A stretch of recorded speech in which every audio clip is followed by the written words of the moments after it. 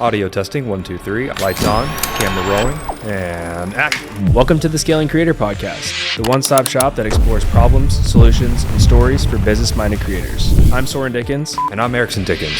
We'll be talking about everything from self-discovery, storytelling, leadership, marketing, sales, operations, and finance. If you like a healthy dose of education mixed with a generous dash of insightful entertainment, prepare for your ears to be pleasured. Oh yeah. Make sure to check us out at scalingcreator.com and also join our free Discord community. Scaling Creator launching in 3, 2, 1. The following content is not intended for all listeners, but we strongly encourage all listeners to listen regardless. Alrighty, welcome back to the Scaling Creator Podcast. I'm here in the production van with Eriksen Dickens and Aaron Jones. We're fresh off a wedding. Yes, we are. As a team, we just recently shot a wedding. A pretty cool ranch wedding, actually, for local law enforcement officer and his wife, who's a nurse. Let's just say that what we experienced was a first. We saw some things that were The Stanislaus County Sheriff's Department helicopter flying around, giving a shout out at night. We haven't seen that before. $X at work. Hey, worth it though. I'd pay for that. absolutely. It was cool. It was really cool.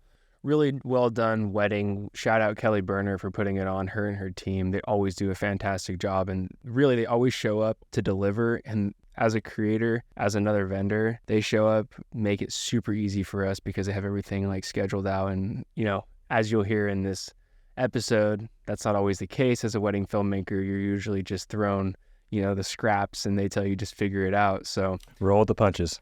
yeah, roll with the punches and sometimes get completely knocked out. So today we're going to be talking about how we got started in the wedding industry, why it still makes sense as a creator to stay in the wedding industry. We have Aaron Jones here who shoots a variety of productions with us, but specifically shoots for Peak Wedding Films. And we're going to be talking about how he got involved with Peak Wedding Films. We're going to be talking about the stigma around being a filmmaker and sticking around in the wedding industry, what comes with that, because if we're going to be honest, it's not always pretty. We're going to talk a little bit about the pretentiousness of the wedding industry as well, and how we've kind of navigated that. Stick around. We're going to be talking about how we get clientele, how we build out our reputation. We're going to talk a lot about our approach to shooting weddings, and Aaron's going to be diving into some of his secrets when it comes to using, you'll hear about it later, I can't give it to you right now, but there's a secret to shooting weddings when it comes to cinematic B-roll. Also, we're going to be talking about what weddings allows us to do as creatives and how it gives us the opportunity to explore a different type of creative work, more leaning towards the romantic side. And we're going to be talking about why we continue to do weddings as creators and why we'll probably continue to do weddings as creators for a long time.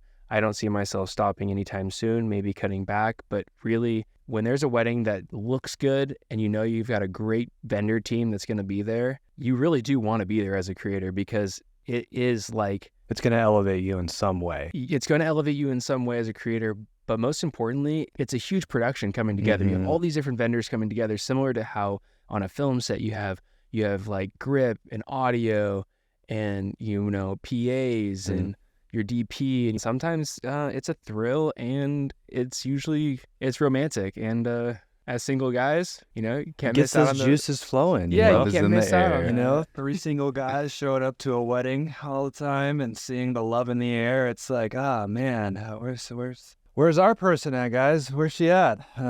But yeah, it's funny because I think oftentimes we show up to weddings leaving in this like romantic mood for like 24 hours, thinking that there's going to be this one that we find that aligns with what we want, and we're still looking, so we'll still be out there at the weddings. We'll be there. it's like we just go to weddings just to scout the talent. That's the real motivation behind Peak Wedding Films, is just trying to find our own wives. It's kind of like that one movie, I forgot what it's called, where the one person's always he's always in the bridal party, he's always a groomsman. What's it called? What's that movie called?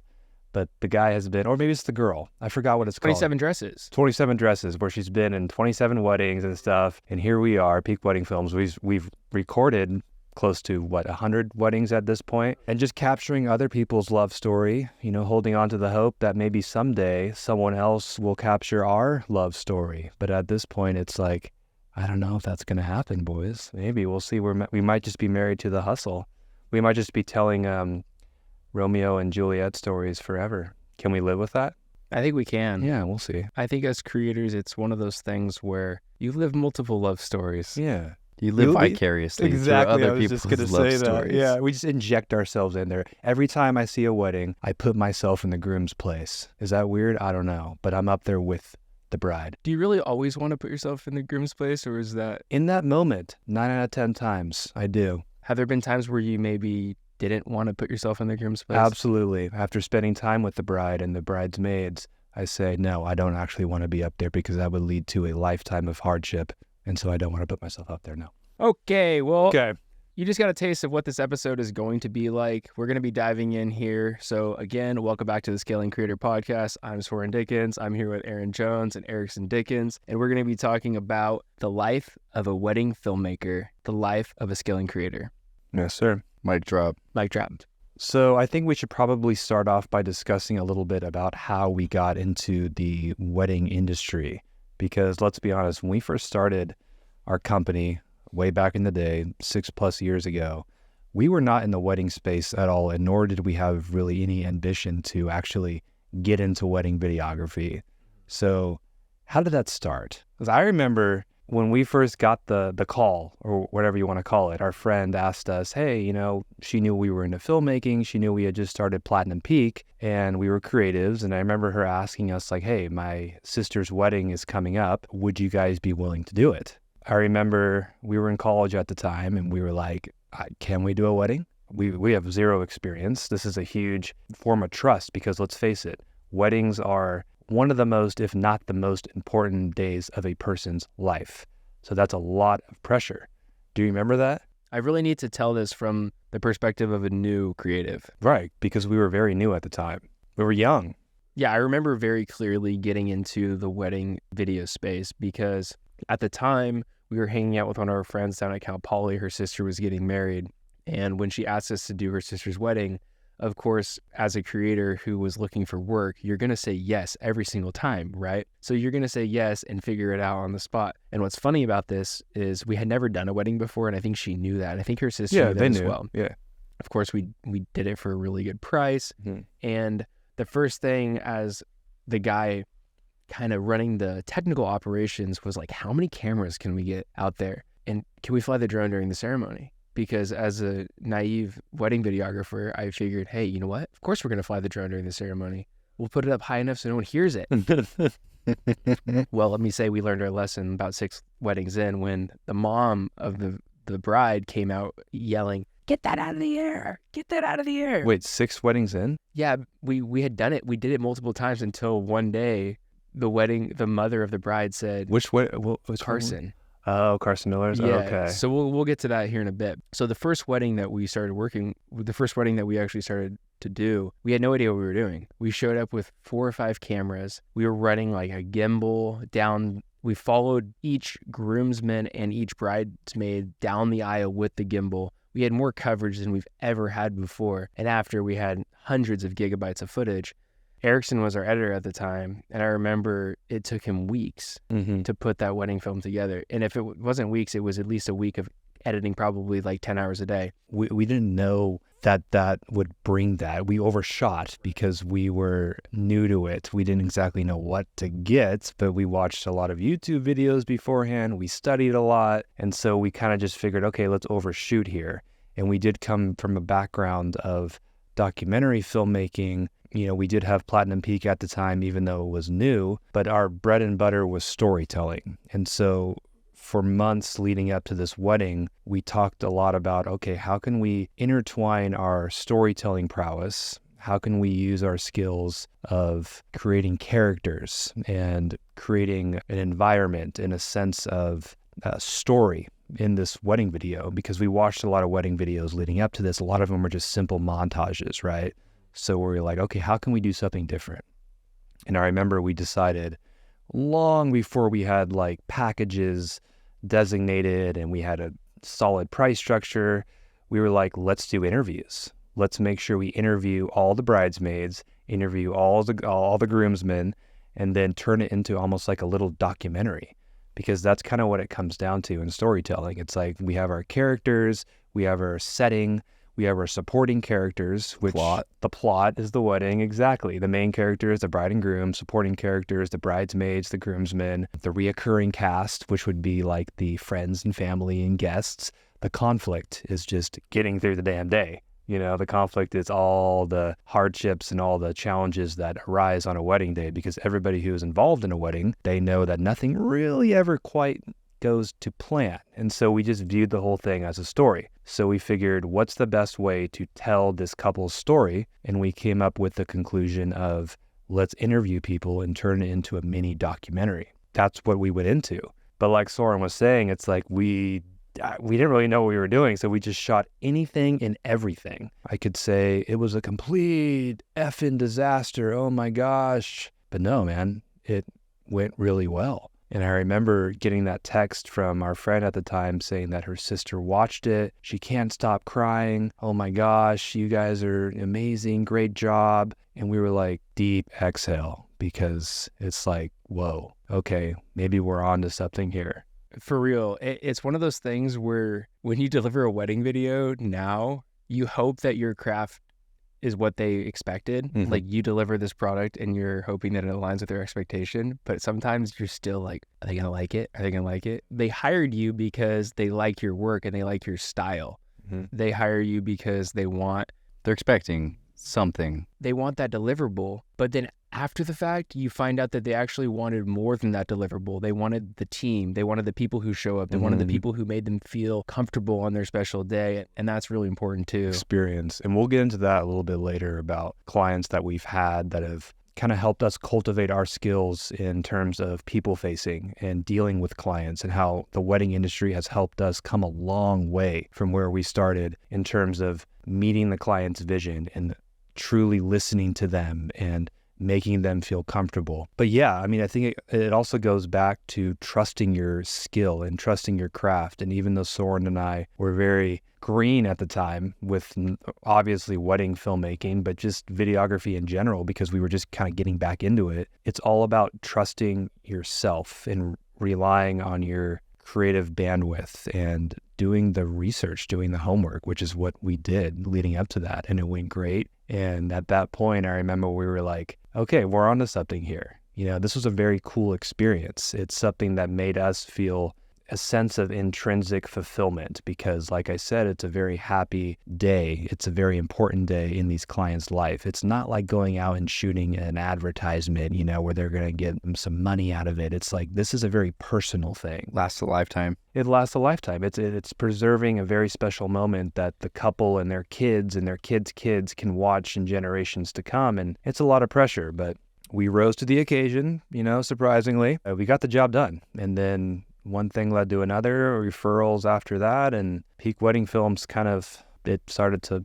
snowball. It kind of blossomed. built itself because Peak Wedding Films wasn't Peak Wedding Films when we first started. Right. When we first started as creatives, Platinum Peak was this broad video production company where we just took on work, did whatever we had to do, make it work. It was about 3 years in when we realized, hey, we're starting to take on a lot more commercial work. We're starting to take on a lot more agency work. We need to actually segment Platinum Peak away from the wedding industry, because there was this conversation in the wedding industry. There was this conversation in the creator environment that said, hey, you don't want to pigeonhole yourself as a wedding filmmaker. You don't want to pigeonhole yourself as just a guy who makes music videos. You don't want to pigeonhole yourself as a guy that just does like real estate. You want to make sure that whatever you're trying to achieve in the long term, you make sure that you align with that messaging and you align with that branding for the long term. So what we did, which was, I think, there was a lot of success from doing this, but then there was also some downfalls to this. We decided, let's create a separate brand called Peak Wedding Films, and let's only create a new Instagram account. We had a TikTok. We created a separate website, a lead funnel. Everything was separate from our agency, Platinum Peak, where we were doing commercial work, corporate branding content. The pros of that were we were able to connect with wedding vendors a lot more effortlessly, because they didn't look at us as like these jack of all trades filmmakers. That was a plus. But the downside of that was a lot of our energy spent in branding and marketing went towards our agency, and we didn't spend time putting our faces behind the brand of Peak Wedding Right. Films, which has come back to bite us in some way, but also the vendors that we've worked with to date and also the brides and grooms that we've worked with to date, they would rehire us because of the experience that we have, because we bring that professionalism from like a way higher caliber market, being we bring the professionalism and the experience from the industry, like corporate, big business industry, to the wedding space, which is oftentimes a little bit more lenient, a lot more kind of like mom and pop. And we bring that to these clients and deliver them to them as if they are BlackRock, as if they're Sequoia Capital. Hey, look, your wedding day is just as important as this $50 billion like fund. Yeah. Like, that's how we want It to is, treat our though. clients. It really is. Because that's what, at the end of the day, they're It's priceless. right. And that speaks volumes, because like you were saying, it's like we really haven't marketed ourselves in Peak Wedding Films ourselves. People are like, who are these people? Like, they see us on Instagram, but who are the people behind it? And we never really paid for ads. We never really utilized Wedding Wire or The Knot. We really built Peak Wedding Films almost probably 90% on referrals from both vendors and satisfied clients. So that does speak a lot to the experience we brought, not just the actual quality of our product, but how we made the bride and groom feel, and that's huge in the wedding industry. And that's something that we've really realized, like the feeling that you give off. Let's segue a little bit here into Who the team is behind Peak Wedding Films. because it's like for 4 or 5 years-ish, Soren and I did all the weddings. Like, it was a grind. We would 13 weddings back to back. almost, yeah. And That was just like 4 years ago. yeah, we were driving around at the time. We were just operating out of Soren's little Mazda. We would always bring all our equipment, all our lights, camera, tripod, stabilizers, and gosh, we were traveling all the time. And it was Soren being the main shooter. I would second shoot, and then we'd go home. I would be the editor, and it was a lot of work. The hours we put into creating these wedding videography productions were exhausting. We were beat, and it was Thousands of miles driven. We would Thousands. drive from San Luis Obispo to the Central Valley to shoot a wedding on a Friday, shoot the wedding on a Saturday, drive home sometimes that same night. I remember driving home that same night sometimes, back to San Luis Obispo 4.5 hours, starting editing on Sunday, going to school on Monday, and then the following Friday, driving back up to the valley to shoot another wedding. And so we did that for a couple of years and realized that it's not sustainable. it's not sustainable, especially with as other work picked up outside of the wedding industry. We realized, okay, we have to figure out how to make a change, bring other people into the Peak Wedding Films game, and also figure out how to remove ourselves from the other tasks involved in running a successful wedding videography company. Meaning, you need to figure out how to build a team that can help you bring in clients, onboard clients. You need to have a team that can help you shoot the productions, show up on the wedding day, make sure that everything goes seamlessly, and that those people that you bring in, they represent the same values and they deliver the same service and the quality of service that you would want to deliver to your clients. Most importantly, in wedding videography, it's kind of funny too, because when you're shooting for corporate clients, because they're expecting this end result that's down the road, like an ROI on the production, you can actually like send anyone to get the footage. But in the wedding space, they're expecting this white glove experience that makes them feel a certain way. And so you can't just bring anyone to shoot your weddings. Right. It's more personal. It's more personal. And there are a ton of videography companies out there that specialize in weddings that tried to just contract out anyone for wedding videographies. And let's just say Google Tolman Media, and there are tons of videos out there of other wedding videographers just like completely ripping them because they would contract out these random people and the bride would be like, yeah, they didn't even care. They left like 40 minutes into the ceremony. So we knew that there were things that we had to avoid in scaling our team. We were worried about that. And I still worry about that. That's what kept us back, I think, from kind of making that leap. In the wedding space. In the wedding space, Yeah, in the wedding space. It's like, okay, well, I don't know if we should let somebody else take a stab at editing this. Yeah, I can oversee it and give them the advice that they need and everything, but are they going to come up with the same quality of product that I've been doing? Soren, on your end, like the more production end, being the lead DP, it's like, do we let somebody else go shoot it? And, do we trust them with that? Are they going to match the same quality? Do they have the same vision? And so it kind of kept us back for a little bit. But then we met Aaron Jones. You had already known me. We've known Aaron not through the wedding space, but I actually was thinking about this. When did we first shoot a wedding together?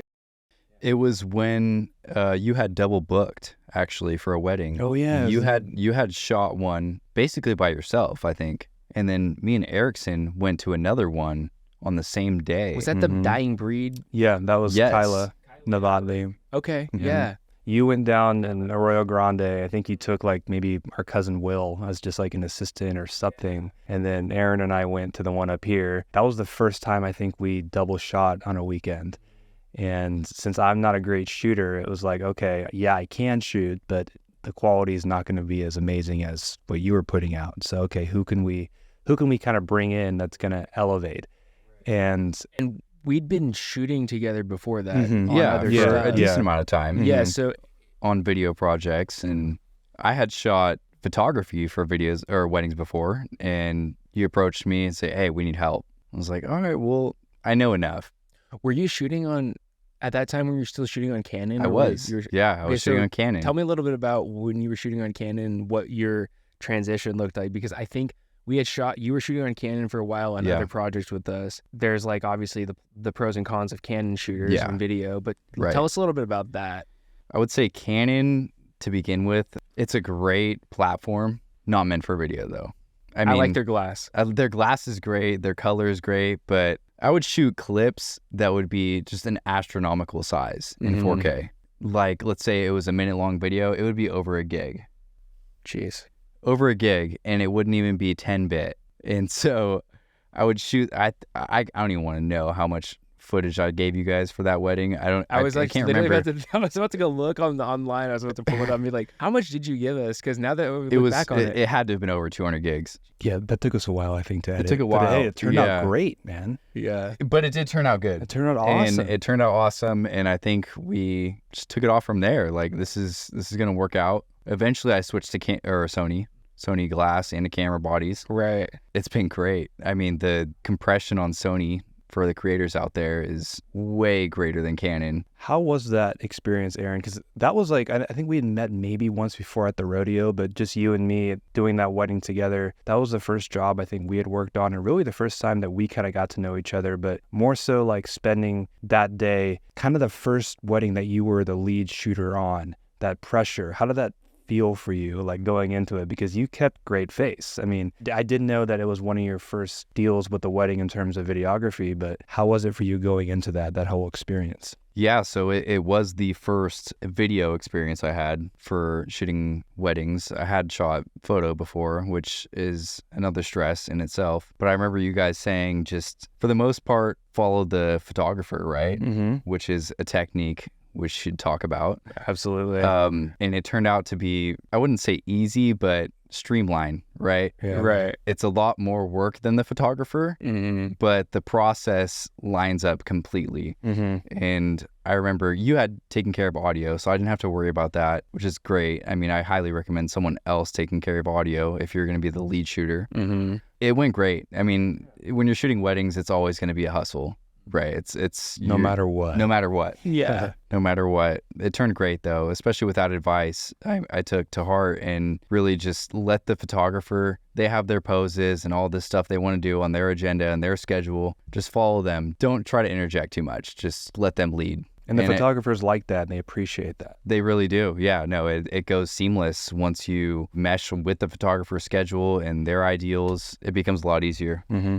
100%. And I think that goes into the whole, when you're in an environment like a wedding, you're going to meet a bunch of other creatives. There's the photographer, there's the DJ who's a creative in their own The self. florist. The Yeah, florist, the wedding planner is a creative person. It all takes creativity to put a wedding together. And so when you're able to mesh with a group of creatives like we have been able to, like you said, it's like a movie set. It all comes together in a very streamlined fashion. And that's something that I think we have, I want to say, almost perfected with Peak Wedding I think Films. so. I think so. Yeah. That's what has helped elevate us. Aside from our product, aside from our presence showing up, it's like our ability to work with the other creatives on set has helped us not only get more jobs, but elevated us in a position to be able to take a lot of pride in our brand. I agree. Mm-hmm. I think that there is something to be said about when a bride or groom is looking for a wedding videographer, because the videographer is often an afterthought. Mm-hmm. If you can position yourself as a professional that can get along with the other vendors, like the other vendors may not even they always do love our end product, but they don't even have to love the end product as much. They just want to make sure that the experience of working with you is seamless and that you're not getting in people's way. Right. Because That way they can get their job done. exactly. Yeah. They can get their job done. It's and the process. Mm-hmm. It's kind of like being in the same kitchen and having to cook the same meal. Yeah. And oftentimes in the wedding space, you can find too many cooks in the kitchen and videographers, because a lot of filmmakers want to come into the wedding space and manipulate how the wedding day is supposed to be. It puts the photographer in a tough spot. It puts the wedding planner in a tough spot, because I've heard horror stories of these videographers, these filmmakers come into these wedding days and they take the bride and groom off to do all these stage poses. They take the DJ over here to make, this new shot. And they're really just doing it for themselves. They don't care about how does the bride feel right now? Their story. How can we make sure that the bride feels like she can just exist in this present moment, instead of, hey, let me take you down here and do all these pose shots? Sometimes that's totally fine. If there's room and it's in the itinerary and you can make sure that the wedding planner is on the same page, do it. 100% do it. But if you just have this like ad hoc idea and you're like, hey, let's go do this, you're going to ruin the flow. And we all know, we've been to weddings where the flow gets kicked off and it's not cool. And brides don't like that. That will affect the entire wedding timeline itself. And a lot of people can pay for that. But you mentioned something that I think we should talk about a little bit more. You're like, wedding videographers, they're kind of always the last to get hired by the client. And there's kind of like this whole afterthought in a way in terms of wedding videographers in the industry. So I think we should have a little chat about why that is. I think the best way to start this chat would be to talk about the call that I got yesterday. Let's talk about the call you got yesterday. So I got yesterday. a call yesterday from a gal who, she was calling me on behalf of her son. Her son and her daughter-in-law were going to be getting married. And she knew that they had all the vendors booked. She knew that, but she was calling to find a videographer because she knew, hey, I've been on Facebook, I've been watching these videos. So she knew that she needed to make sure that her daughter-in-law to be in her son's wedding was videoed. As a new consumer, someone who had never purchased or done any research, she calls me just wanting just the raw footage. She just wants like a one take of it being recorded. So I don't know, you were in the car with me, Eriksen. It was probably like 15, 20 minutes of me just talking with her about how everything's like ironed out, the wedding's happening, it's short notice, it's within 3 months, and that she just wanted someone to come film it. And then the funniest part was she mentioned that, well, of course I don't want them to do it for free.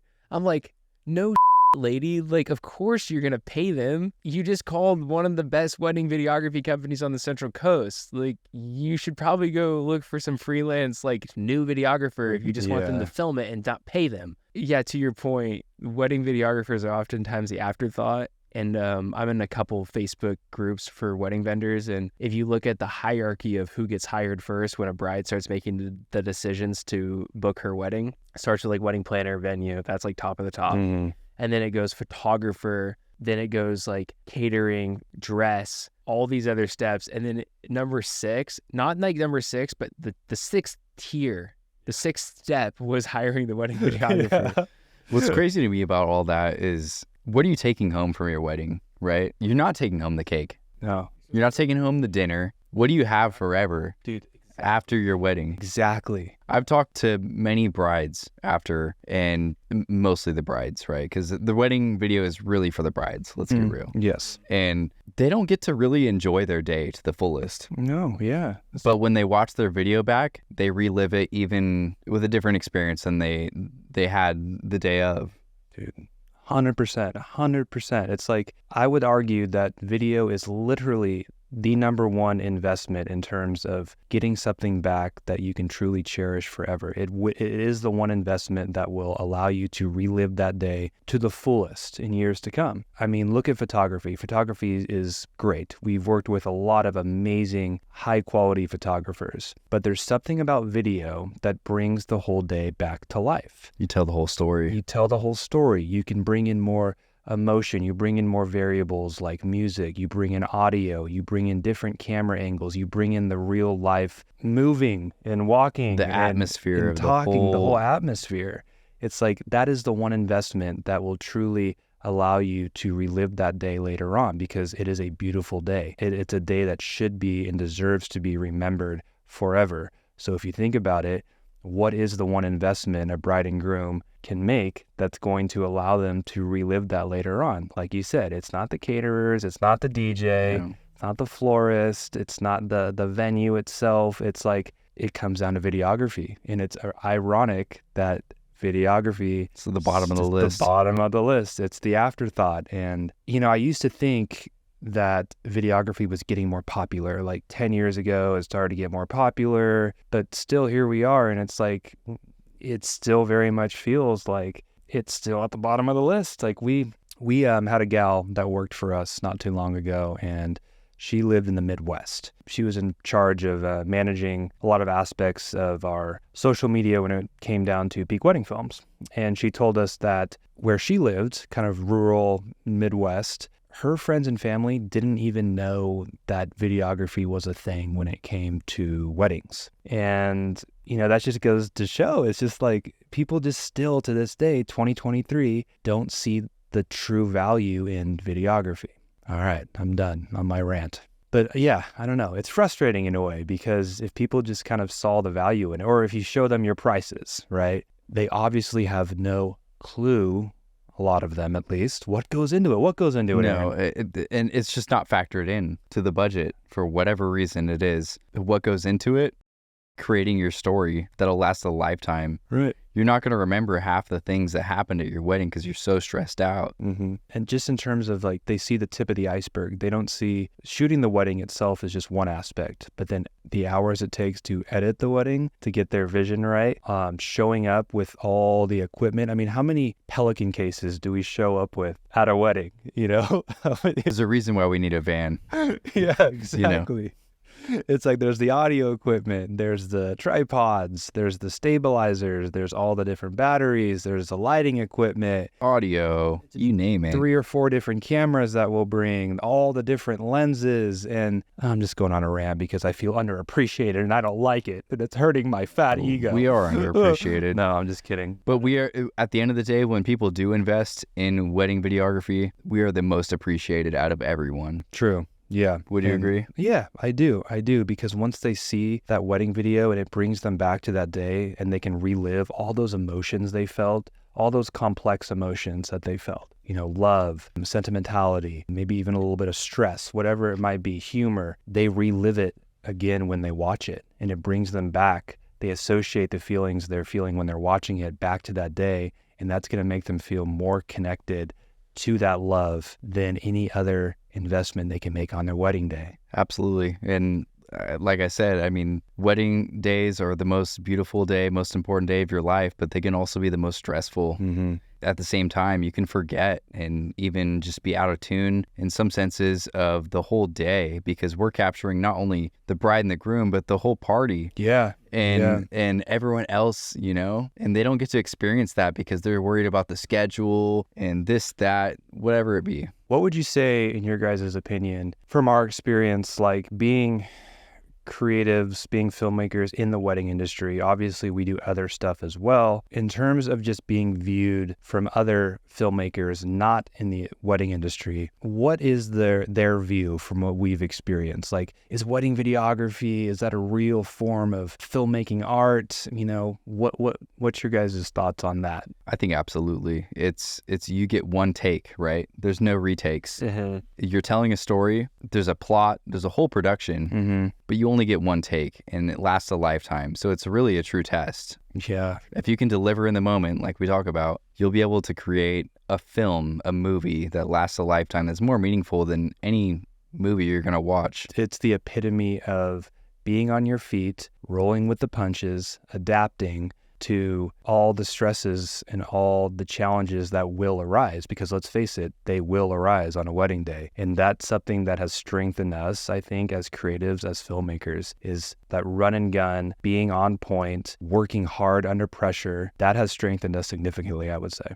I agree. I think it's funny too that we've done so many weddings where the bride or the groom mentioned to us that they don't even remember us being there, which is almost like That goes to my point where the day is so stressful with the schedule, and there's so much build up to the moment. It just happens so quick. Yeah. But we're there. Yeah. To capture the whole thing and beyond what you see as a bride and a groom the whole day. And I think as a creative too, it's really important to challenge yourself in different mediums in a way.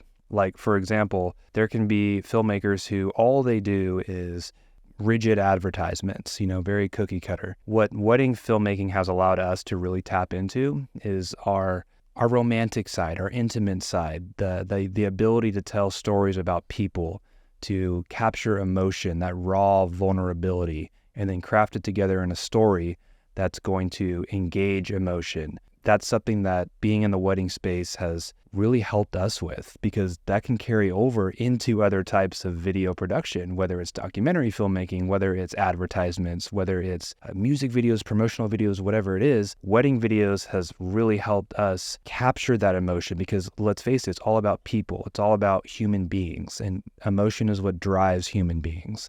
And so if you're able to really capture that, cultivate it, present it in a way that people can watch, resonate with, it's like, okay, you're onto something here and you have something special. And the whole day is really candid, right? Which is something in itself that speaks to the emotion of the video itself. So in terms of getting our clientele, that's like we touched on a little bit. A lot of our clientele in the beginning was referrals, word of mouth from our reputation.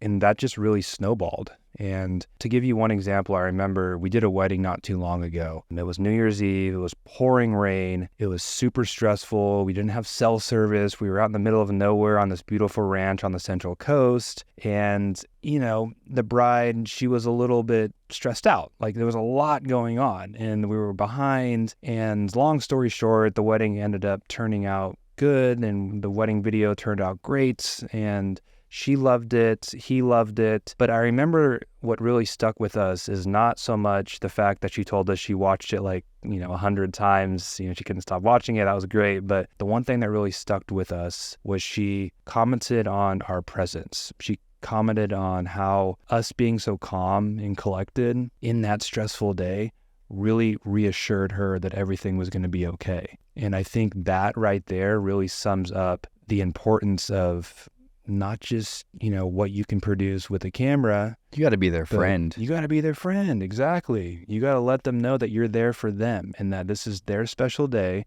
and you're going to be there to walk them hand in hand to the altar. Yeah, and absolutely.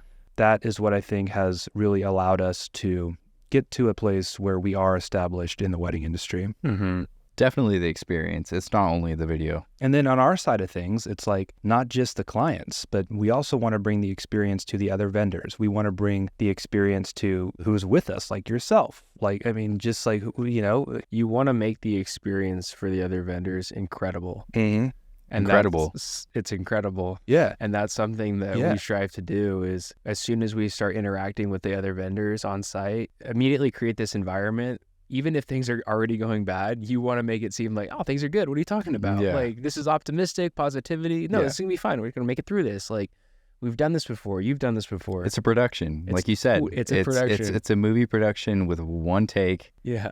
You better get along. You better get along. You better make it right. And you better make it good for the bride and groom. Yeah, absolutely. At the end of the day, that's all that matters. I love that part about it. It's so fun. As a filmmaker, as a videographer, you kind of get your acting shoes on. You might be having the worst day ever. I mean, I've shot weddings completely hungover. I've shot weddings just sick before, post-flu, You have to show up and make sure you deliver that experience for your clients, because at the end of the day, there is only one take. It's one take. Hey, kiss her again. Sorry, we missed it. Kiss her one more time, please. Or or repeat that amazing 30-minute long speech. Could you, just for the sake of the video, could you do it? Yeah, you can't do it. You have to be on. And that's what's exhausting about weddings too. It's like you got to deliver in the moment for 10 hours straight sometimes. It's very overstimulating, and you have to be there, then you got to be there, and you got to stay on the timeline, and there are no second chances. No second chances. I know. And so I think looking back, to kind of wrap up that whole point about how to build your brand, build your reputation as a wedding creator, and how to deliver for your clients and how to keep getting clients, is you become really good at being in the present moment as the creator, as the filmmaker.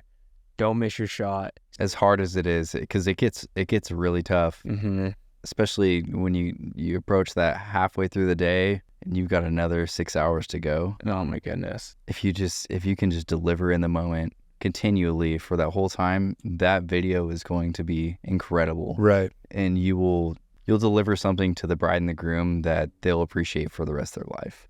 I think on that note, Aaron, what helps us be present in the moment as well is doing our homework beforehand. Absolutely. You know, if we take the time to understand the client, their vision, who they are as people, what's their story, It what does do they make it like? easier. Yeah, it does, because you show up with that understanding of who they are, how we can work with them, and then how we can craft something that's going to match their expectations and their vision.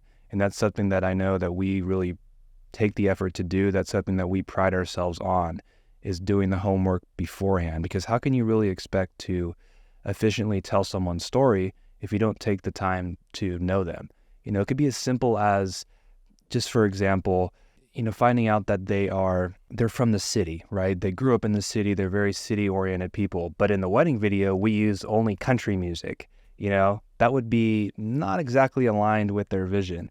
And even how you shoot the video will be different. Exactly. Totally. If they're more reserved people, maybe they don't want, you know, the 200 millimeter like right up in their face, like, hey, you know, this is going to be super intimate. Yeah. Maybe we have to take that into consideration and use, I don't know, wider lenses and just, you know, roll with that. So yeah, it really all comes down to just understanding who we're working with and how we can make their day as special as possible. When we are working with those couples that want very specific outcomes, we have to take into consideration the technical aspect of the creative and how sometimes brides they'll say, hey, I really want this specific drone shot, or I want this specific first look shot. I've seen it on Instagram. They send us these videos saying, hey, I really like this first shot. There are these expectations that brides will have where they've seen something in another video. And as a creator, you have to look at that and say, that was probably shot on like a 135 from like pretty close quarters, because the way that it's like blown out in the background, it's blurred out, it's super focused on the ring, and their hands they're, you know, interweaving together. And in that shot right there, when she throws the bouquet over his shoulder and then it blurs out, and they love these different shots and they tell you, hey, I want these shots. As a creator, you have to look at that and say, how can I recreate that for my client? To talk a little bit about how we start, and it would be best to talk about at Peak Wedding Films, minimum each ceremony, we're shooting 2 cameras. At least. At least. Always shooting one down the middle. Preferably 3. Preferably 3.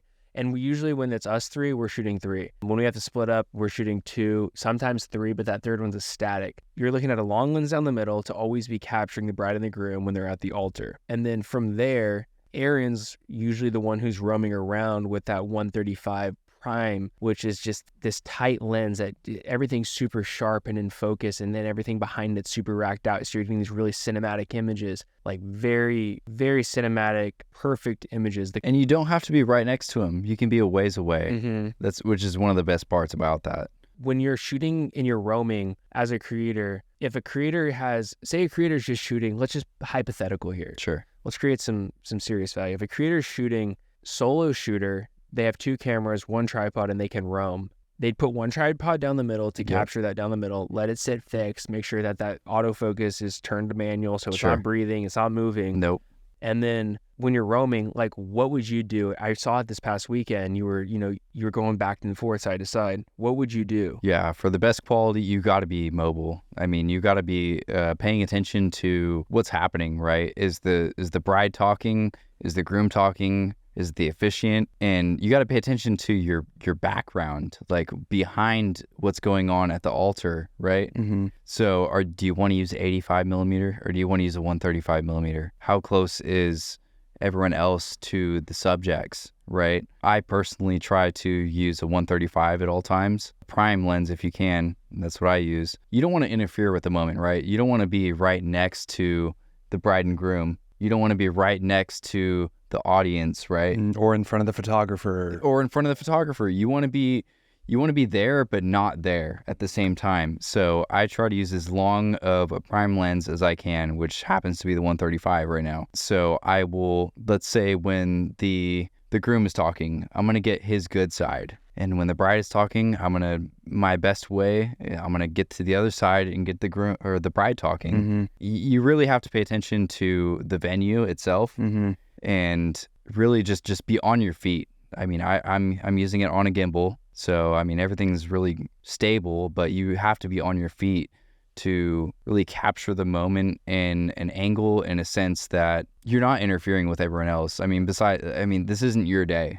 This is the bride and groom's day, and you're just there to capture. Mm-hmm. Every shot you take, you have to keep in mind that this shot is going to help propel the narrative forward. Absolutely. Every angle you take, like you said, the background, how is that going to help advance the story? Yeah, like you said, it's all on the spot. There's so much stimulation coming at you. There's so much pressure. Like the venue itself, sometimes you really can't work your way to the other side, because the venue restricts that. And so, okay, how can we roll with that? What can we do there? And yeah, like we talked about, it's like it has helped us a lot as creative filmmakers to adapt very quickly to unfortunate circumstances.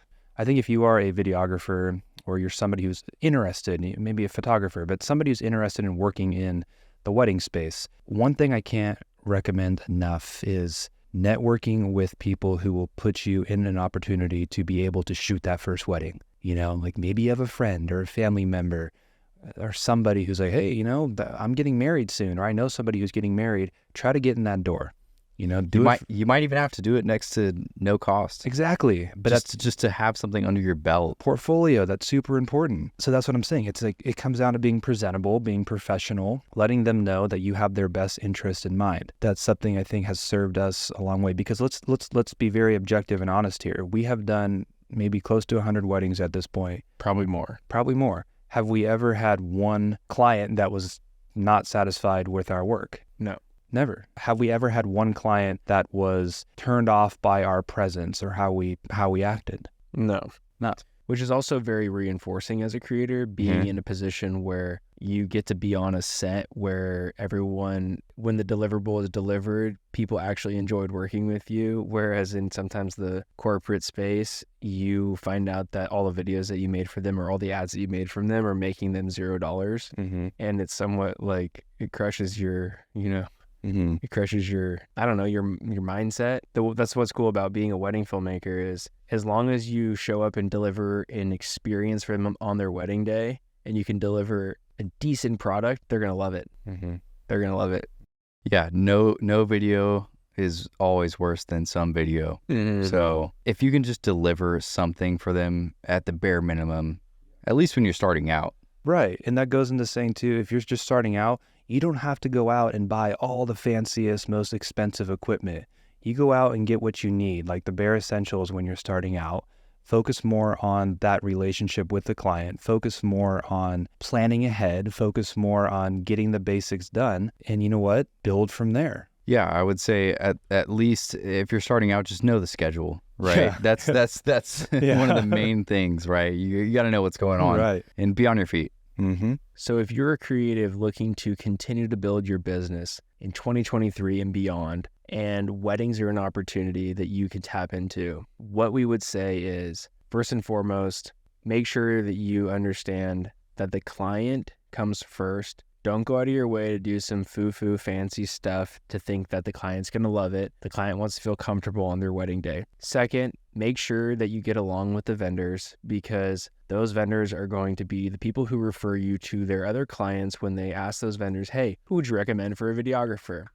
And third, stick to your guns when it comes to what you know as a videographer, as a cinematographer, the technical aspects of things. If you're going to try and pull something off for the first time, don't try it at a wedding, because you only have one shot to do it. Uh-huh.